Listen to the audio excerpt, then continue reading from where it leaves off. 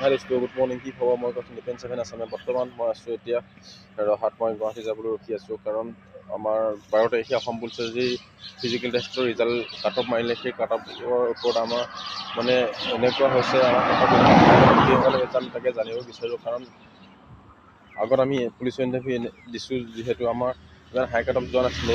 এইবাৰ পষ্ট হৈছে, কিন্তু আমাৰ হাই কাট অফ গৈছে। আৰু কাট অফ কিমান নম্বৰ পৰা কিমান নম্বৰ লয়, আমাৰ নগাঁও ডিষ্ট্ৰিক্টত কিমান তাকে আমি জানিব বিচাৰোঁ।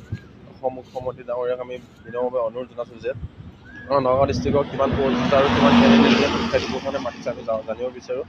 কাৰণ আমি ফিজিকেল টেষ্টত বহুত কষ্ট কৰি থৈছোঁ, কিন্তু আমাৰ নাম অহা নাই। নগাঁও ডিষ্ট্ৰিক্টৰ বহুত ল'ৰাৰ নাম অহা নাই, যিহেতু সেইকাৰণে আমি এতিয়া গুৱাহাটী যাব লৈছোঁ। আমি গুৱাহাটী হাইকোৰ্ট কৰিম, যিহেতু আমাৰ লাষ্ট বছৰ আকৌ আমি এনেকুৱা চান্স নাপাওঁ। যিহেতু আমাৰ লাষ্ট বছৰ এইবাৰ লাষ্ট বছৰ গুচি গৈছে, আমাৰ গাঁৱৰে বহুত ল'ৰাই নাম অহা নাই। কমতো 10জনমান ল'ৰাই 51 এবোভ পাই থৈছে, কিন্তু নাম অহা নাই তেখেতলোকে এতিয়া আমাক সকলোৱে আমি লগ খাই কিনে আমি হাইকোৰ্ট কৰিব বিচাৰিছোঁ।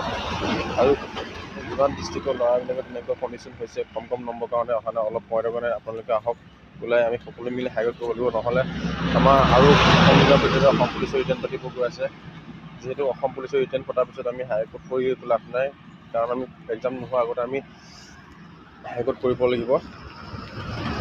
মুখ্যমন্ত্ৰী হিমন্ত বিশ্ব শৰ্মা ডাঙৰীয়াদেৱক আমি বিনম্ৰভাৱে অনুৰোধ জনাওঁ যে আমি নিকা আৰু স্বচ্ছতাভাৱে আমাৰ ইণ্টাৰভিউটো পতাৰ কথা কৈছোঁ। কিন্তু আমাৰ এতিয়া আমাৰ ডিষ্ট্ৰিক্ট বাজেট কিমানটা পষ্ট আছে আমি সেইটোৱে গম নাপাওঁ। কিন্তু আপোনালোকে যি কাট অফ মাৰিছে, কাট অফটো বহুত হাই কাট অফ আমাৰ হিচাপত। কিন্তু আমি সেই কাট অফটোত যদি আপোনালোকে পষ্টটো মেনশ্যন কৰি দিলে হয় কিমানটা পষ্ট আছে আমাৰ নগাঁও ডিষ্ট্ৰিক্টত, তেতিয়া আমি অলপ কিবা এটা ভাল পালোঁ হয়। কিন্তু আপোনালোকে এতিয়া একো পষ্ট বিবেচনা নকৰাকৈ আমাৰ কাট অফ বহুত হাই কাট অফ যোৱাই আছে। সেইবাবে আমি এতিয়া বহুত টেনশ্যনত পৰি আছোঁ। সমূহ ল'ৰাবিলাকে এতিয়া আপোনাৰ ওপৰত ভৰসা কৰি সকলো গুৱাহাটী যোৱা চিন্তা কৰিছে। আপুনি কিবা এটা ভাল সিদ্ধান্ত দিয়ক, যিহেতু আমাৰ ল'ৰাবিলাকে এতিয়া ভাগি পৰিছে। লাষ্ট বছৰ আকৌ এইবাৰ বাৰু বয়স নাপায়, পুলিচৰ বয়স শেষ, সকলোতে বয়স শেষ হৈছে। আপোনাৰ ইণ্টাৰভিউৰ কাৰণে 3 বছৰকে ধৰি সকলো ল'ৰাই ইমান কষ্ট কৰি থাকিলে, কিন্তু আপুনি এইখিনি সময়ত এনেকুৱা কৰি দিয়াৰ বাবে সকলো ল'ৰাই দুখিত। আপোনাৰ মানে কি ক'ব, মানে চবে কান্দি গতি নাইকিয়া হৈছে, এনেকুৱা কণ্ডিশ্যন হৈ আছে। চব ল'ৰাবিলাকে এনেকুৱা গতি হৈ আছে। আৰু নগাঁও ডিষ্ট্ৰিক্টৰ আগত এনেকুৱা কাট অফ কেতিয়া যোৱা নাছিলে, কিন্তু এইবাৰ বেছিকৈ কাট অফ গৈছে।